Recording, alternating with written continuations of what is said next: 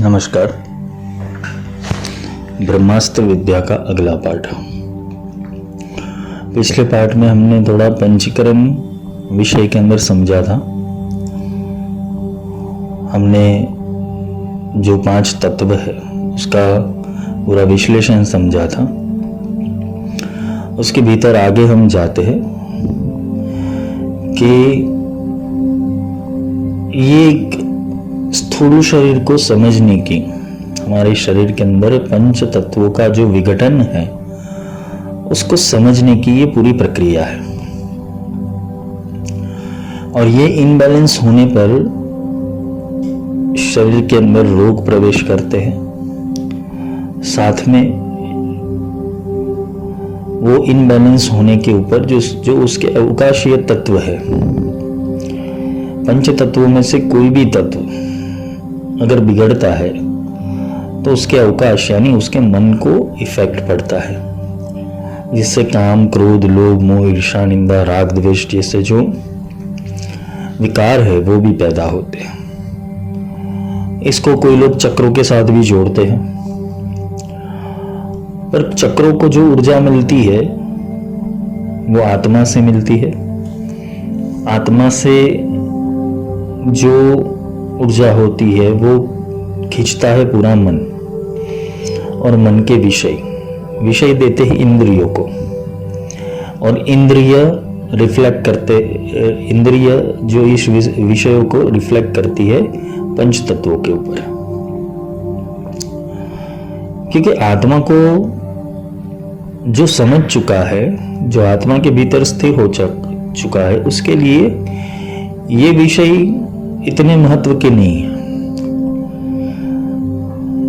किंतु जब हम अगर पूरा ब्रह्मास्त्र विद्या समझना चाहते हैं तो पहले तो हमें हमारे तन की विशेषता और तन का जो विज्ञान है वो समझना अत्यंत आवश्यक है। क्योंकि सूक्ष्म देह भी बनता है ये तत्वों से ही बनता है, ये तत्वों की कुछ ऊर्जाओं से बनता है। हम कहते हैं कि मरने के बाद इंसान की गति कहां पे होती है, तो जो जिस तत्व के अंदर ज्यादा रमन करता होगा, या तो जो जिस तत्व के प्रति ज्यादा झुका हुआ होगा, उसकी ऊर्जा जिस तत्व के प्रति ज्यादा बहती होगी, वो उस तत्व के संलग्न किसी योनि के अंदर वो प्रवेश करेगा। यहां पे आकर्षण का सिद्धांत ही कार्य करता है। दुर्लभो मानुष देवो देवानाम अपि दुर्लभम, देवताओं को भी ये मनुष्य देह दुर्लभ है। वो मनुष्य योनि में जन्म लेना चाहते हैं और जन्म लेके खुद का उद्धार करना चाहते हैं, क्योंकि उनको भी अपने अस्तित्व की कुछ शक्तियों की समझ है। उनके पास शक्तियां है, दिव्य अलौकिक शक्तियां है, किंतु उनके पास भी वो ब्रह्म विद्या नहीं है। आपने देखा होगा कि चाहे ललिता त्रिपुर सुंदरी देख लो या बगलामुखी देख लो, महाविद्याओं का कोई भी स्वरूप देख लो, उसके अंदर देखा है कि सारे देवी देवता उनको नतमस्तक होते हैं। तो इसका कारण यही है कि उनको भी वो विद्या या तो उनकी ऊर्जा से उनको कुछ शक्तियां मिली है जिससे वो चल रहे, किंतु वो भी उनको पूर्ण रूप से जानते नहीं है। मनुष्य देह में आकर मनुष्य का जो मस्तिष्क है वो पूरा ब्रह्मांड है, और ये ब्रह्मांड के अंदर हर रोज नई घटना बनती है। पिंडे सो ब्रह्मांड, 7 आकाश है और 7 पाताल, ऐसे करके 14 लोग बनते हैं। जिसने अपनी ऊर्जा को जिस स्तर के ऊपर वाइब्रेट किया हुआ है, वो वाइब्रेशन के अंदर वो जा चुका है, वो उस स्तर की योनि के अंदर वो प्रवेश करता है।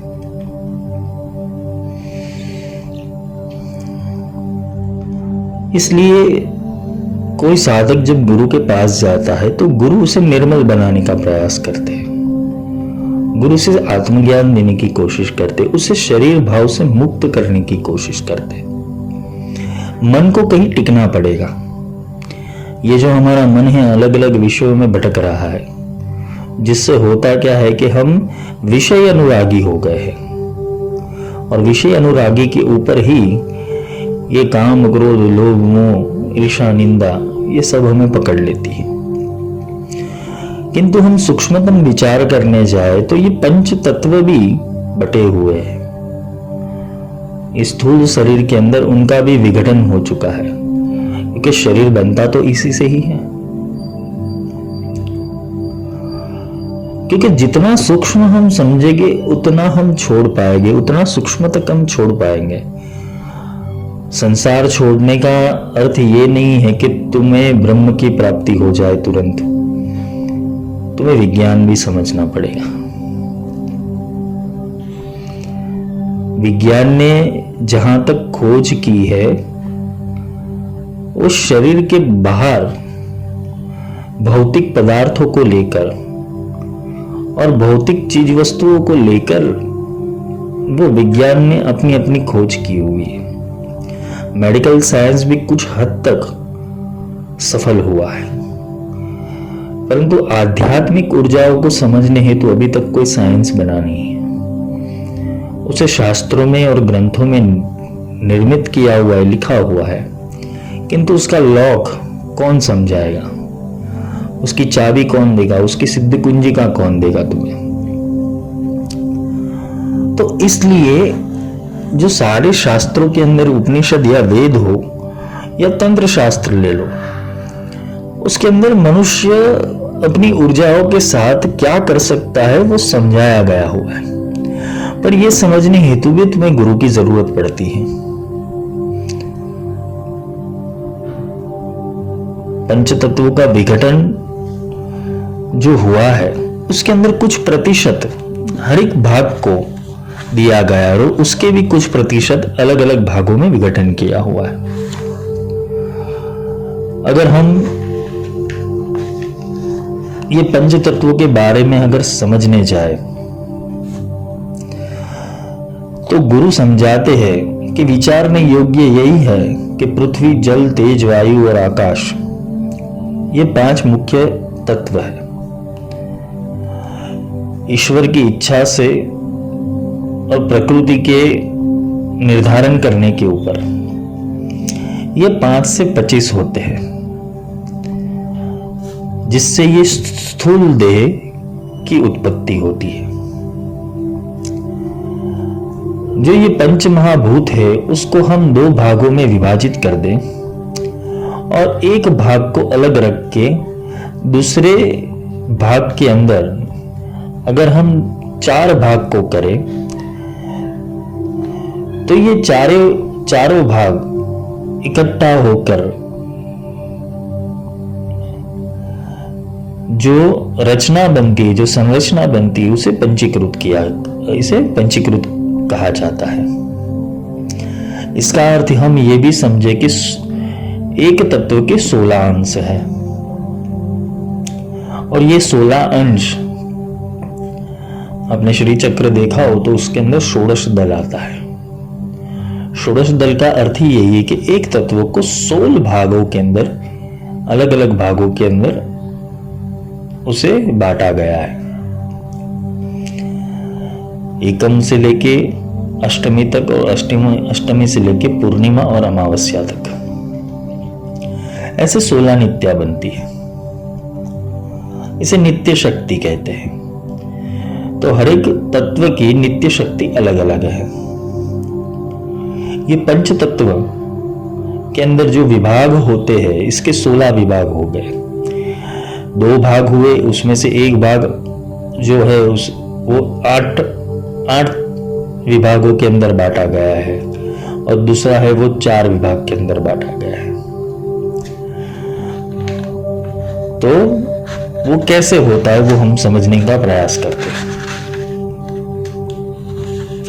जो 8 अंश वाले भाग है उसको अलग करके दूसरे 8 अंश वाले जो भाग है उसके 4 भाग किए जाते हैं। ऐसे ही पूरे पंच तत्वों को हम समझ सकते हैं। जैसे पृथ्वी है तो पृथ्वी के अंदर पृथ्वी तत्व भी है, जल तत्व भी है, तेज तत्व भी है, वायु तत्व भी है और आकाश तत्व भी है।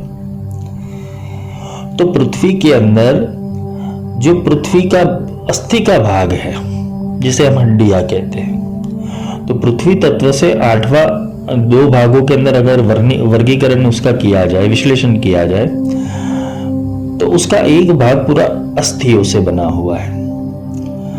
फिर जो एक भाग है उसके अंदर 4 भाग अलग हुए, जिसके अंदर रक्त बना, तेज से आलस बनी, वायु से संकोचन बना और आकाश में कट्याकाश का उत्पत्ति हुआ।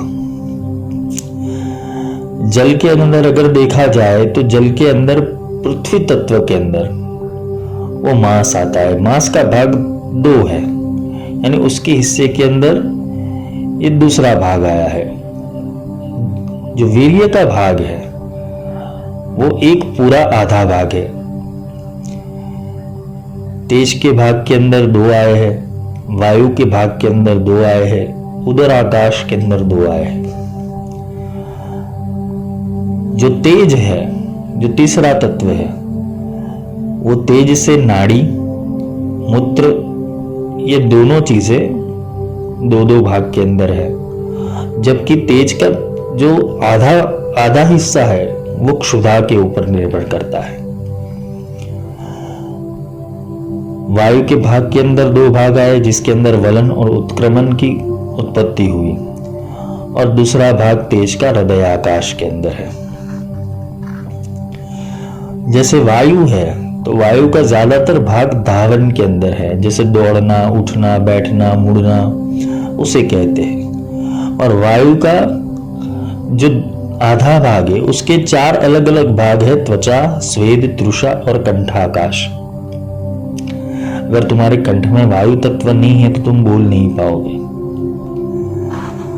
ऐसी आकाश के भाग के अंदर तुम्हारा आकाश का भाग जो आधा भाग है वो शिराकाश है, जिसे मस्तिष्क कहते हैं। और जिसको आकाश के अंदर दूसरे 4 भाग कौन से हैं? रोम, लाड़, निंद्रा और प्रसारण। तो पृथ्वी के तत्व के अंदर रोम आया, जल के तत्व के अंदर लाड़ आई, तेज के तंत्र के अंदर निंद्रा आई और वायु के तत्व के अंदर प्रसारण आया। तो इस हिसाब से ये पंच तत्वों को पंच भागों के अंदर विभाजित किया हुआ है। अब पंच महाभूतों की अगर भागीदारी देखने जाए तो हम उसको 5 नाम दे देते हैं। जैसे पृथ्वी को हमने पृथ्वीदास बना दिया, जल को जल सिंह बना दिया, तेज को तेज सेन बना दिया, वायु को वायु बना दिया और आकाश को शर्मा बना दिया। ये एक हम एग्जाम्पल के लिए ले रहे हैं। तो ये 5 भागीदारों ने 1-1 लाख का रकम ये पंच महाभूत जनित जो शरीर है, स्थूल शरीर, उसकी पेढ़ी में लगा दिया।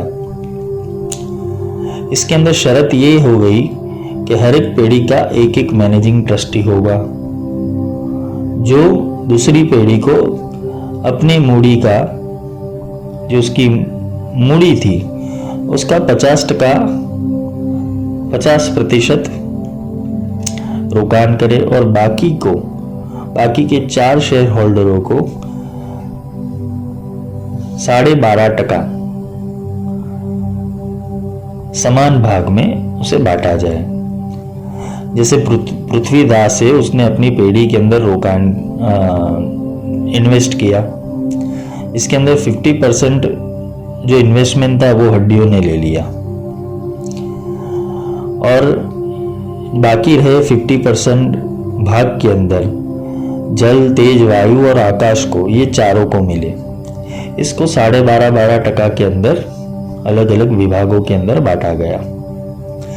ऐसे ही जलसी ने 50% वीर्य के भाग में रोका, तेज सेन ने क्षुधा के भाग में रोका, वायु ने धावन के अंदर 50% होगा और आकाश शर्मा ने शिराकाश के अंदर 50% होगा और बाकी के 12.5% यानी कि 4 भाग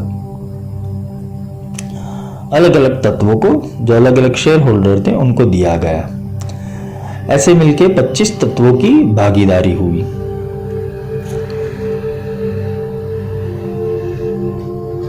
जैसे कि हम कोई इमारत बनाते हैं, कोई बिल्डिंग बनाते हैं, उसके अंदर ईंट की भी ज़रूरत होती है, पत्थर की भी ज़रूरत होती है, मिट्टी की भी ज़रूरत होती है,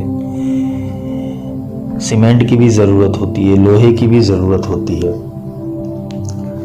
तो ये सब मिलके घर बनता है, ये सब मिलके बिल्डिंग बनती है।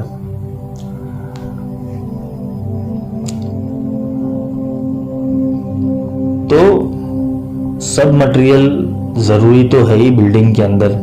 बिना लोहा मजबूती नहीं आएगी, बिना सीमेंट, वो बोलते हैं ना कि मजबूती स्थायी नहीं रहेगी। रेती भी चाहिए, कच्ची भी चाहिए, सब चाहिए एक बिल्डिंग को खड़ी करने के लिए। ऐसे ही स्थूल शरीर को बनाने हेतु ईश्वर ने ये पंच तत्वों का निर्माण किया, जिसे हम पंचीकृत कहते हैं। विवेकी और अविवेकी नाम के 2 मनुष्य हैं जो एक दूसरे से बातचीत करते रहते, और रास्ते में चलते चलते एक बार अज्ञानी ने ज्ञानी से पूछा, भाई हम बहुत लंबे समय से ये रास्ता काट रहे हैं, आप थक गए होंगे, ये सामने से गाड़ी आ रही है तो चलो बैठ जाते हैं। तो वो ज्ञानी पुरुष ने कहा कि अरे भाई कौन सी गाड़ी, मेरे को तो यहाँ कोई गाड़ी दिखाई नहीं देती। अज्ञानी बोला, अरे भाई सामने से जो चली आ रही है वही गाड़ी, इसको क्या तुम देख नहीं सकते? या तो फिर आप गाड़ी को पहचानते नहीं हो क्या? ज्ञानी ने कहा, भाई आपकी बात सही है, ये मान भी लूं, ये सामने से चल के आ रही है वस्तु, ये गाड़ी है, वो सिद्ध नहीं होती तो आप शरत हार जाओगे। अज्ञानी बोला, चलो मेरी बात अगर गलत ठहरी तो आप मेरे मुंह के ऊपर तमाचे लगा देना। इतने में ही वो जो गड्डी थी वो नजदीक आ गई। वो देख के अज्ञानी बोला कि देखो ये गाड़ी आ गई, और अगर आपको इसके अंदर बैठना हो तो बैठ लो और भाड़ा नक्की कर लो। ज्ञानी बोला, अरे कहाँ है गाड़ी? भाई जरा हाथ रख के बताओ तो सही। तो अज्ञानी वो सुनकर जो उसका बोनेट था उसके ऊपर हाथ मुक के बोला, ये गाड़ी है। और ज्ञानी ने उसका उत्तर दिया, पर ये तो बोनेट है, गाड़ी कहाँ है वो बताओ। अज्ञानी ने व्हील के ऊपर हाथ रखा, बोला ये गाड़ी है। और ज्ञानी ने बोला, ये तो व्हील है, इसके अंदर गाड़ी तो दिखती नहीं है। ये एग्जाम्पल से हमें समझ आता है कि ज्ञानी हर एक चीजों को वर्गीकृत करके देखता है, जबकि अज्ञानी क्या करेगा, वो शरीर भाव के अंदर चलेगा। सबको जोड़ के एक शरीर बनता है। हाथ ही शरीर नहीं है, हाथ अंग है। उंगलियां शरीर नहीं है, वो हाथ का प्रत्यंग है। ऐसे हर एक हमारे शरीर के अंदर अलग अलग रूप, रंग और आकार में सारे तत्व विराजमान हैं। ऐसे ही हमारे शरीर के अंदर अलग अलग प्रकार के कोश आते हैं, जैसे अन्नमय कोश हो गया, फिर ज्ञानमय कोश हो गया, विज्ञानमय कोश हो गया। तो अलग अलग प्रकार के कोश आते हैं। गुरु ने शिष्य को यही समझाया कि ये जो विनाश होने वाला देह है, इसको अन्नमय कोश कहा गया है। ये अन्नमय कोश वो देह के रूप में होता है जो आत्मा से भिन्न है। तो शिष्य ने गुरुदेव से पूछा कि अन्नमय कोश वो क्या होता है। गुरु ने समझाया कि जीवन के अंदर माता पिता द्वारा जिस अन्न को पाचन करके रक्त बना और वो रक्त से पिता के अंदर वीर्य की उत्पत्ति हुई और माता के अंदर ओज की उत्पत्ति हुई, जिसे रज और वीर्य बोला गया है, उसकी उत्पत्ति हुई। और इसके संयोग से आपकी माता ने गर्भ धारण किया और इससे स्थूल देह की उत्पत्ति हुई। जन्म के बाद माता ने जो अन्न खाया है उसके परिणाम रूप बालक को स्तनपान मिलता है। इससे स्थूल शरीर की वृद्धि होती है।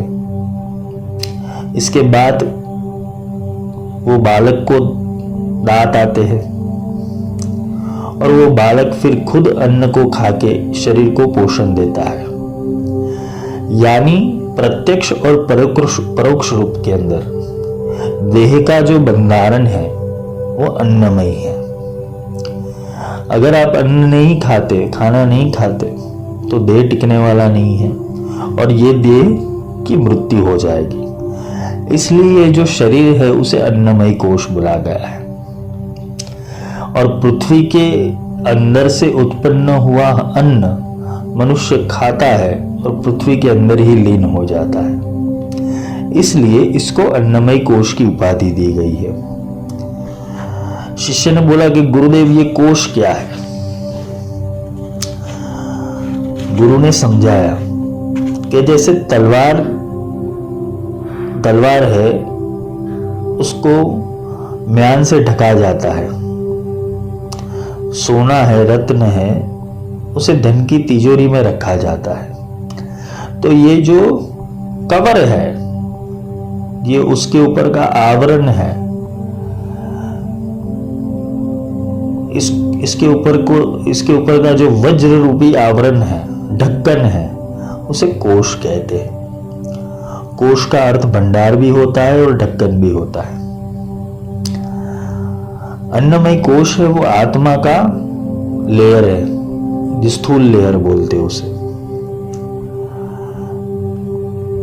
इसकी वजह से ये समझना चाहिए कि अन्नमय कोश वो दृश्य चीज है जिससे ढका हुआ आत्मा है, जिसे दृष्टा कहते हैं।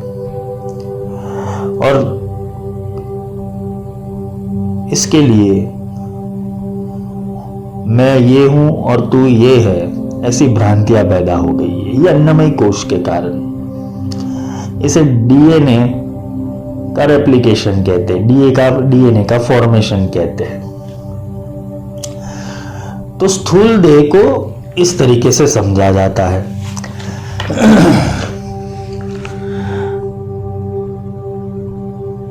जो जाग जाता है, जागना यानी जो नींद से जाग गया है। नींद दो रूप से, एक ज्ञान की नींद होती है और एक जो शरीर नींद लेता है।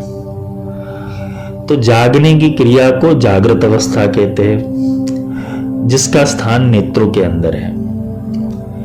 इंद्रियों के द्वारा शब्दादीत विषयों के अंदर हमें इस अवस्था का भान होता है, जिस अवस्था को हम जागृत अवस्था कहते हैं। उसे वैखरी वाणी या वाचा कहते हैं। सुख और दुख ये स्थूल शरीर को भोगने को मिलता है। आकाश रूप अक्षर वही एकमात्र अक्षर है जो ये विश्व को अभिमान देता है। जो ये अन्नमय कोश के अंदर जो प्रोसेस हुआ, नेत्र जो देख रहा है, नेत्र जब जागता है तभी जाके सब चीजों को देख पाता है।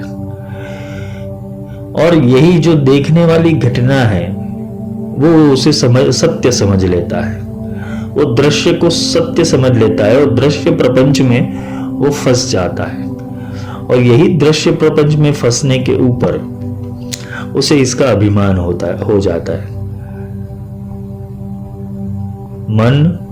मन से बुद्धि, बुद्धि में से चित्त और चित्त के अंदर से अहंकार।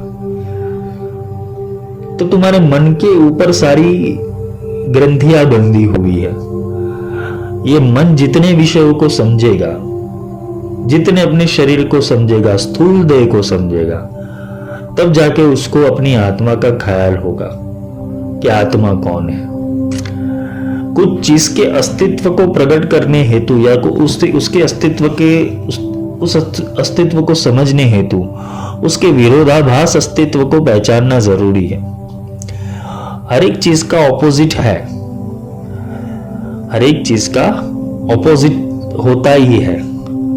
जैसे गर्मी का ऑपोजिट ठंडी है, जैसे सत्य का ऑपोजिट असत्य है।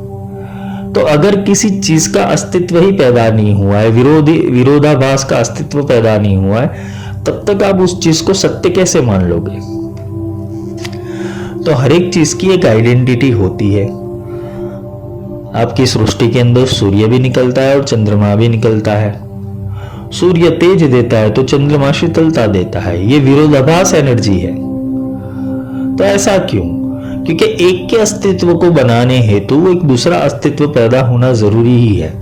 ऐसे ही परमात्मा के अस्तित्व या तो आत्मा के अस्तित्व को बनाने हेतु देह का है होना जरूरी है। क्योंकि बिना देह तुम ज्ञान ले कैसे पाओगे? अभी तो जो तुम चल रहे हो वो अन्नमय कोश के अंदर चल रहे हो और अन्नमय कोश को ही सत्य मान के चल रहे हो, जिससे होता क्या है, सत्य कुछ और है और तुम ये अन्नमय कोश को सब कुछ समझ के चल रहे हो। ये शरीर के ढांचे को जो तुम्हारे माता पिता से डीएनए मिला हुआ है, उसकी संरचना को पकड़ के चल रहे हो।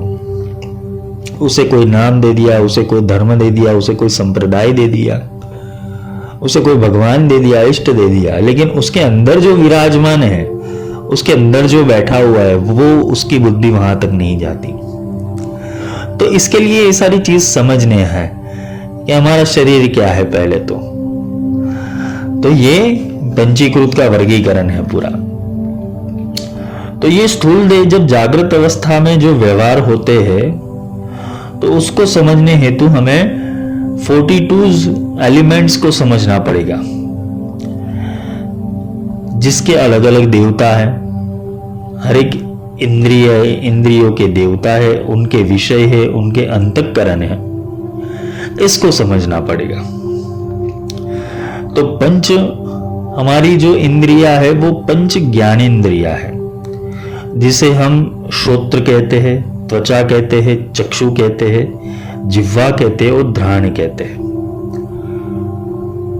ज्ञानेंद्रियों के विषय में अगर समझना चाहिए तो श्रोत्र यानी कान को शब्द ऊर्जा से हम समझ सकते हैं, त्वचा से हम स्पर्श समझ सकते हैं, चक्षु से हम रूप को समझ सकते हैं, जिह्वा से रस को समझ सकते हैं और घ्राण से गंध को समझ सकते हैं। ये रूप, रस, गंध और स्वाद की समझ हमें ज्ञानेंद्रियों से मिलती है और ज्ञानेंद्रियों के देवता है। जैसे शब्द के देवता दिशा है, जिसे चारों 8 दिशा जिसे बोला गया है। ऐसे तो 10 दिशा है, लेकिन मुख्य पृथ्वी के डायमेंशन के ऊपर हम 8 दिशा समझेंगे। एक अंतरिक्ष हो गया और एक पाताल हो गया, इसको मिलाकर 10 दिशा हो जाती है। स्पर्श को समझने हेतु वायु की जरूरत पड़ती है। रूप को समझने हेतु सूर्य की जरूरत पड़ती है, कि अगर सूर्य ने प्रकाश ही नहीं दिया किसी पदार्थ के ऊपर तो उसका रूप, रंग, आकार कैसे समझ में आएगा। रस को वरुण से समझा जाता है, उसके देवता वरुण है और गंध के देवता अश्विनी कुमार है।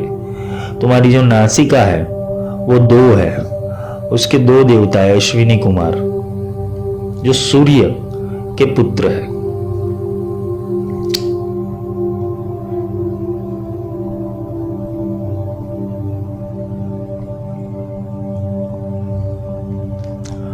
तो अश्विनी कुमार,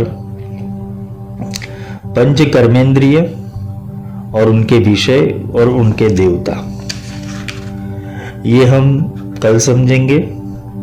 कल हम जागृत अवस्था, वैखरी का स्थान, क्रियाशक्ति, त्रिगुण की उत्पत्ति, आकार की मात्रा और विश्वाभिमान, इन विषयों के ऊपर चर्चा करेंगे। आज के लिए इतना ही। कल हम थोड़ा डीप में जाएंगे, क्योंकि कल जो विषय है वो थोड़ा और डीप में ले जाएंगे और उसके रहस्य समझेंगे। आज के लिए इतना ही। जय माई की।